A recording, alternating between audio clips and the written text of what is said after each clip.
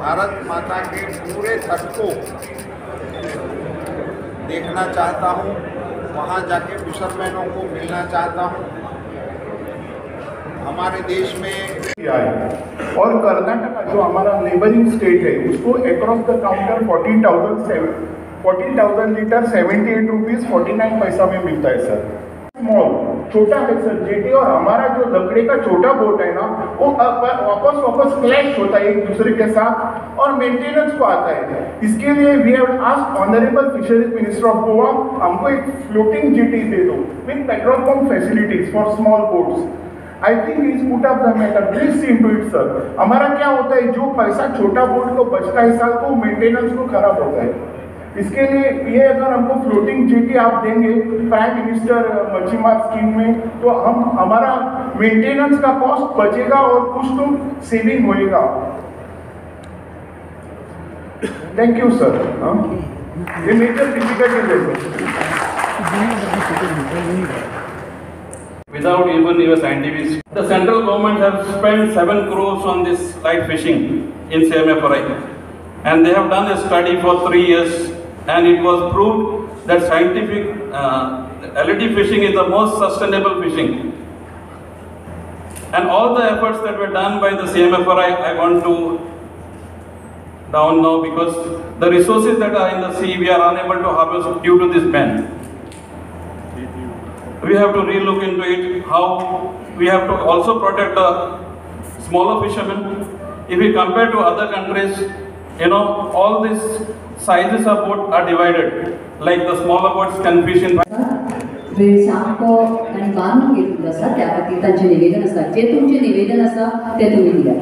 सो से नम्र निवेदन है जो भी आप या नया हार्बर हो या नए पार्किंग की फैसिलिटी हो, मार्केटिंग के लिए हॉल की और स्टोरेज के बारे में बताया गया कि इनको यदि स्टोरेज फैसिलिटी मिल जाती है तो वो अपने माल को, छोटे फिशरमैन हैं उसको होल्ड कर सकते हैं और फिर अच्छे दाम पर अपने माल, क्योंकि ये पेरिशेबल है, तो ये यदि इसको ऐसा टेक्निकल सपोर्ट देना, ऐसे प्रमुख चीज़ें हमारे सामने लाई गई हैं। राज्य सरकार के साथ जो मसले हैं, कुछ पेंडिंग इश्यूज हैं, कुछ नियम कानून के बातें हैं, उन सभी को परामर्श करके वो मेरा मकसद ही यही था कि ये मैं आपको मिल के सुनूँ, इसीलिए तो मैं निकला हूँ, पूरे कोस्ट में बाय सी ही आ रहा हूँ ताकि आप मुझे जेटी पर ही मिले। कर लेते तो पता नहीं लगता कि वहाँ क्या होता है। अब मैं आता ही वहीं से हूँ तो कुछ बातें तो मुझे बिना कहे ही मेरे संज्ञान में आ जाती है।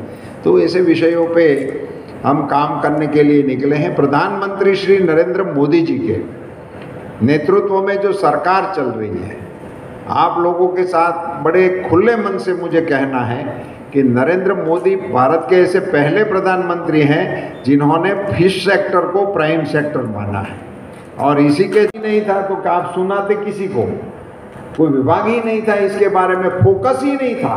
अब प्रधानमंत्री मोदी जी ने स्वतंत्र विभाग देकर इस पर फोकस कर दिया है।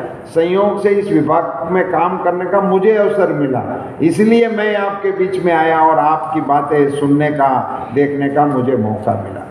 ये जो सागर परिक्रमा लेकर हम निकले हैं, इसके दो पक्ष हैं। एक तो जैसे आपकी ये बातें हमारे सामने रूबरू आपको कहने का मौका मिले, ताकि स्टेक होल्डर के नाते आप भारत सरकार के मंत्री के साथ रूबरू बात कर सकें, तो आपकी समस्याएं हम तक पहुंचाने का एक साधन है। दूसरा, भारत सरकार की योजनाएं, राज्य सरकार की योजनाएं जिनके बेनिफिट आप तक पहुंचाना है, उसकी जानकारी भी हम यहाँ स्टेक होल्डर के साथ बैठ के, राज्य सरकार के साथ बैठ के, हमारे अधिकारियों के साथ बैठ के वो भी हम ले सकते हैं। और भारत सरकार ने जो निर्णय लिए हैं, किसान क्रेडिट कार्ड जैसा एक बहुत महत्वपूर्ण निर्णय भारत सरकार ने फिशरमैनों के लिए लिया। बताया कि हमको जिस प्रकार का ट्रॉलर चाहिए, जिस प्रकार की बोट चाहिए डेवलप, वो हमारी इस योजना का हिस्सा नहीं है। हम भी डीप फिशिंग के लिए प्रमोट कर रहे हैं, उसको जाने के लिए हम उसमें बड़ी राशि की इनको लोन और सब्सिडी भी दे रहे हैं, मगर इनको दूसरे प्रकार का जहाज चाहिए। कुछ आपके ही प्रतिनिधि उन्होंने बताया, मैंने उनकी बात स्वीकार कर लिया है कि आप बताइए आपको किस प्रकार के वेसल की ज़रूरत पड़ती है, हम उस वेसल को डिफाइन करके उसको भी सब्सिडी का और लोन का उसको एडिबल बना देंगे, उसको अवेलेबल करवा सकते हैं। तो ऐसी जानकारी का लेन देन